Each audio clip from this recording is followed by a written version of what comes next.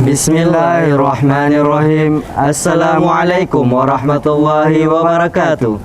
Saya Muhammad Arif Fakredi sebagai calon Ketua OSPA. Dan saya Arif Nandar sebagai calon Wakil Ketua OSPA periode 2025-2026. Bersama Paslon 01, OSPA akan menjadi wadah yang lebih aktif dan terbuka untuk mewujudkan aspirasi santri. Dan jika kamu menginginkan perubahan signifikan dan efektif, pilihlah Paslon 01 sebagai Ketua. Wallahul muwaffiq ila aqwamit thoriq.